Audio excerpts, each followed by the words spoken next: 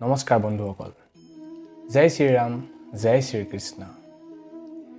আজি কাহিনীটো এটা ঘটনাৰ যোগেদি আৰম্ভ কৰিছোঁ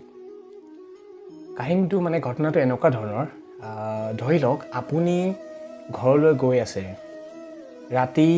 12টা বজাৰ পাছত মাজনিশা আপুনি ঘৰলৈ উভতি গৈ আছে কৰবাৰ পৰা আহি আছে এখন ডাঠ হাবি জংঘলৰ মাজেদি আপুনি পাৰ হৈ ঘৰ পাবগৈ তো সেই হাবি জংঘলখন পাওঁতেই আপোনাৰ যদি গাড়ীখন বেয়া হৈ যায় আপুনি যিখন গাড়ীত আহি আছে তো গাড়ীখন যদি বেয়া হৈ যায় আৰু সেইটো টাইমত আপোনাৰ মোবাইলৰ যদি চাৰ্জ শেষ হৈ যায় বেটাৰী নাথাকে বা মোবাইলৰ বেলেন্স নাথাকে আপুনি কাকো তেতিয়া কন্টেক্ট কৰিব পৰা নাই আৰু সেই হাবি জংঘলত থকা হিংস্ৰ প্ৰাণীৰ আপুনি মাত শুনিছে আৰু সেই ৰাস্তাটোত আপুনি যিটো ৰাস্তাইদি ঘৰলৈ গৈ আছে ৰাস্তাটোত কোনো মানুহ অহা নাই যে আপোনাক সহায় কৰিব সেইটো সময়ত তেতিয়া আপোনাৰ মনত প্ৰথম আপুনি মনত কাৰ কথা ভাবিব কি চিন্তা কৰিব আপোনাৰ মনতটো ভয় শংকা সোমাই যাব তেতিয়া হয়তো আপুনি প্ৰথম ভগৱানৰ কথা চিন্তা কৰিব হয়নে আপুনি প্ৰথম তেতিয়া ভাবিব যে হে ভগৱান আজি মোক যেনে তেনে ঘৰ পোৱাই দিয়া ভগৱান আজি মোক ৰক্ষা কৰা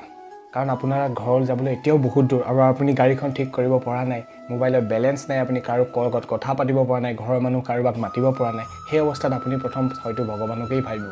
ভগৱানকেই চিন্তা কৰিব ভগৱান মোক আজি ৰক্ষা কৰা যেনে তেনে মোক ঘৰ পোৱাই দিয়া আৰু যেতিয়া আপোনাৰ সেই সিচুৱেশ্যনটো হৈ আছে সেই সিচুৱেশ্যনটো ধৰি লওক তেতিয়া আৰু এজন মানুহ আহিব পাছফালেদি বেলেগ এজন মানুহ আহিছে সেই মানুহজন আহি আপোনাৰ ওচৰত পাইছেহি আৰু আপোনাৰ ওচৰত পাওঁতে তেওঁ ৰখিছে আৰু আপোনাৰ পৰিস্থিতিটো দেখি তেওঁ আপোনাক সহায় কৰিছে আৰু তেওঁ আপোনাৰ যদি গাড়ীখন ভাল কৰি দিছে আপোনাৰ গাড়ীখন ভাল কৰি দিছে তেওঁ জানে যেনিবা গাড়ীখন ভাল কৰি দিছে আৰু যাৰ বাবে আপুনি ঘৰলৈ যাব পাৰিছে আপুনি সেই মানুহজনক কিমান ধন্যবাদ দিছে বহুত ধন্যবাদ দিছে চাগে আৰু মনৰ ভিতৰৰ পৰাও বহুত ধন্যবাদ দিছে আৰু ঘৰ গৈ পোৱাৰ পাছতো আপুনি আপোনাৰ পৰিয়ালক বা ঘৰৰ মানুহখিনিক সেই মানুহজনৰ কথা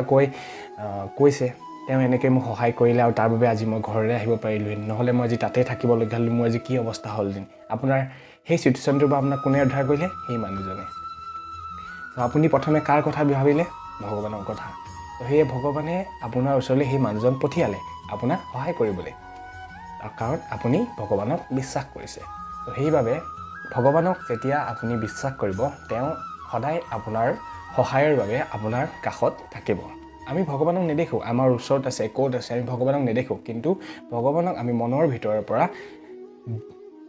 বিশ্বাস কৰি ৰাখিব পাৰোঁ মনৰ ভিতৰত ৰাখিব পাৰোঁ মহাভাৰতৰ যুদ্ধত অৰ্জুনে শ্ৰীকৃষ্ণৰ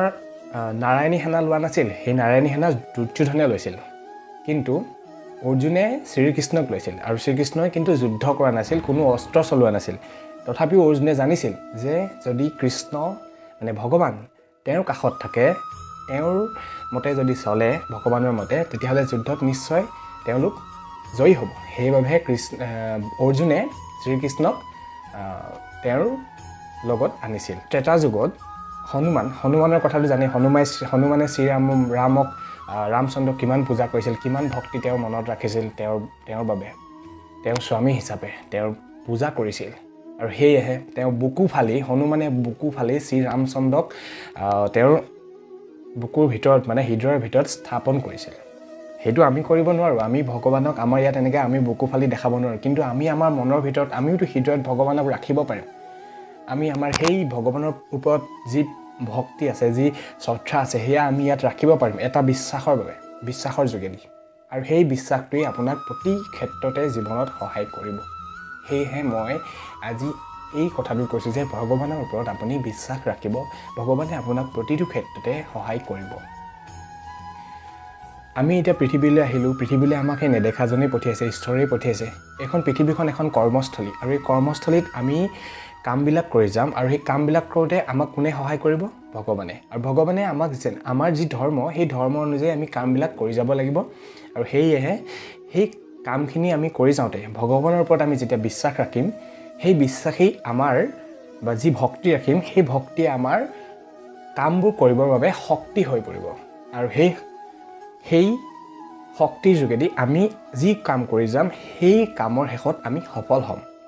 কষ্ট কৰি যাম আমি সফল হ'ম সেয়েহে ভগৱানক আপুনি যি ভক্তি কৰিব সেয়ে আপোনাৰ জীৱনৰ শক্তি হ'ব সেয়েহে ভগৱানৰ ওপৰত বিশ্বাস ৰাখিব প্ৰকৃত মনেৰে শ্ৰদ্ধাৰে ভক্তি কৰিব আপুনি আপোনাৰ সহায় হৈ ভগৱান আপোনাৰ ওচৰত থাকিব আৰু যি সফলতা আপুনি বিচাৰিছে তাক একাগ্ৰ মনেৰে নিজৰ বিশ্বাসেৰে